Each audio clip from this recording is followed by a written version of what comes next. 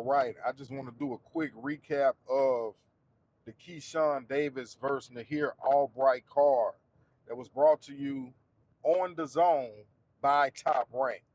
You know what I mean? So this was Top Rank's first card back from the hiatus. They didn't have a network deal for a while, and they recently came to an agreement with the zone, and this was the first presentation. And my honest assessment, I think that the card was. I don't think the card was good. To be the first card back for Top Rank, and you know, I have a esteemed love for Top Rank, being that I'm such a boxing analyst. I watch so much boxing. Top Rank is the longest going promotion that's out right now. So, it hurt me to not see Top Rank on television for a while. But it was good to see Top Rank back in the building. But, as usual and typical of a Top Rank card, we got a lot of lopsided fights and bad decisions in the fights. Maybe one fight had a bad decision, but the fights were lopsided for the most part. We did have one competitive contest. That contest being Keyshawn Davis' brother, Kelvin Davis, who took on Peter Dobson. I thought that was a sloppy fight, but I maybe would have gave the edge to Dobson in the fight, but you know how those fights go. Uh, Kelvin Davis is the hometown favorite, the younger fighter at that. Sometimes it's harder for these older fighters to get the nod. I knew that fight would go the distance. Peter Dobson has always been tough. He took Conor Benn the entire distance. Pause. But yeah, man. Back to the card. It was very, very underwhelming to me. Um, Especially with the zone. We had the zone announce team on a top ranked card, which I understand, since the zone is putting on is their production. They're gonna have their announce team, but man, be honest, man. The zone announcers, man, they boxing announcers kind of suck. You know, that's just me. They're really biased, man. It's almost like they have a script that they have to stick to. They can't just always call it how they see it, and that's just how I feel about it, man. The zone, they put on decent cards, but I just hate the announcers, man. I don't know if it's Chris Mannix, who it is, Sergio Moore. I think it's more Chris Mannix. But I don't know, man. But that team all together, man, I'm just not a big fan of. But back, let's get to the main event. Keyshawn Davis versus Nahir Albright, which was built up. This was a rematch. So this fight was built up to be, almost a grudge match, because Nahir Albright fought Keyshawn Davis, but he also fought Kelvin Davis, who fought Peter Dobson. But anyway, he also fought Kelvin Davis, who is Keyshawn Davis' brother. And you guys know he put the beats on Kelvin Davis, and then they jumped him in a locker room, quote unquote. Keyshawn says it didn't happen, but we all know the deal. Keyshawn sat out a year after that, came back, I believe, for the. Well, he had some good fights after that, but then he missed weight for Edwin De Los Santos. He missed weight for that fight. Takes a year off, and then comes back and he fights Jermaine Ortiz. And he looks great, to be all the way honest. Keyshawn Davis looked great against Jermaine Ortiz. I thought that was a wonderfully fought fight by Keyshawn Davis. And he got good praise in that fight from the fans. That was really almost a flawless performance. He broke Jermaine Ortiz down and got the late stoppage. And then, now you're in this new weight division at 140. You're trying to make your mark, and you miss weight. Come on, Keyshawn Davis.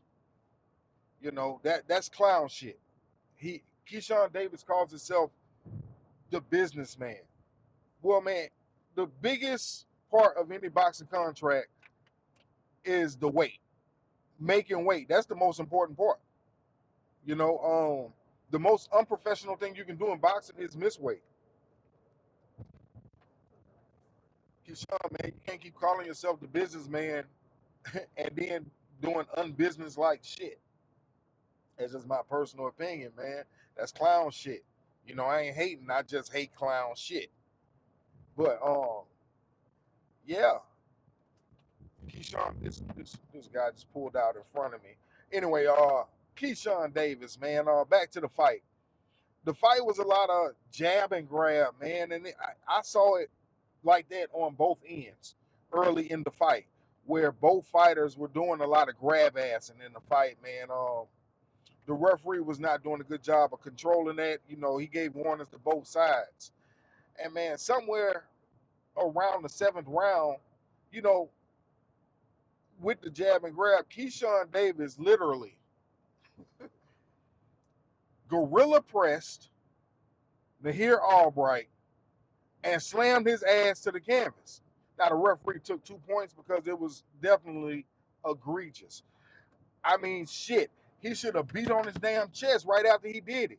Keyshawn Davis should have shook the ropes like the Ultimate Warrior after he slammed Nahir Albright. I say, God damn, man.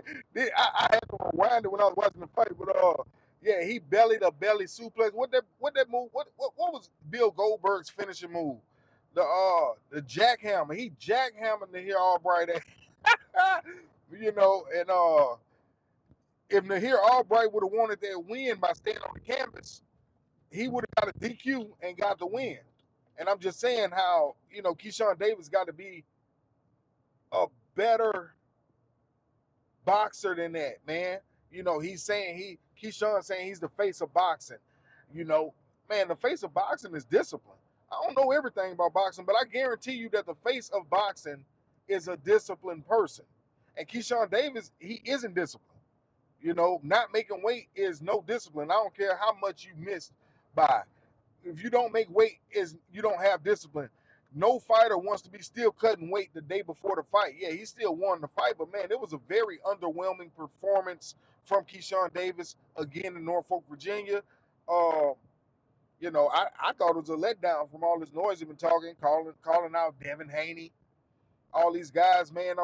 He's calling out Abdullah Mason. Let me expose some more clown shit. Keyshawn Davis is calling out Abdullah Mason, who is a 135-pound fighter. He fights in the lightweight division when Keyshawn Davis can't even make 140 pounds and is probably moving up to welterweight. Come on. You know, let's stop the capping and clout chasing, man. If he spent as much time in the gym working that weight off than he does on camera trying to convince people that he's the face of boxing, then he definitely would have made weight. You know what I mean? He wasn't that far off. And then he says, making weight is, you know, the part he hates the most, and he's probably going to 147. It just shows me he's not a disciplined fighter. You know, that's just my take. But yeah, the fight was it picked up, the fight between Keyshawn Davis and Nahir Albright, it picked up maybe rounds 10, 11, 12, with Keyshawn kind of doing better work. Well, doing better work to me, more clean punches. Nahir Albright did rock Keyshawn Davis in the fifth round, which right at the end of the round, nothing serious. I mean, he just woke Keyshawn up. I don't believe Keyshawn was really that hurt, you know. He did shake back. But yeah, man, the clown shit, just stop it, man. Keep it real. Get in the gym. Get better. You're not fighting Devin Haney next. Quit calling him out. You know, what happened to working in silence? You know, it wouldn't look so bad if you're working in silence. You know, fighters grow. And Keyshawn has a lot of room to grow. I think he's a hell of a fighter. And I think he's has a lot of potential. But man, he also could go the other way. You know, his career is here. It can go here or it can go here. You know, and that's where he is in his career, man. Just pay attention. Only time will tell. Drop down in the comments. Let me know what you guys and how you guys felt about Saturday night's card between Keyshawn Davis and Nahir Albright. Yo, you know what it is. Like, subscribe, protect yourself at all times. We out. Peace.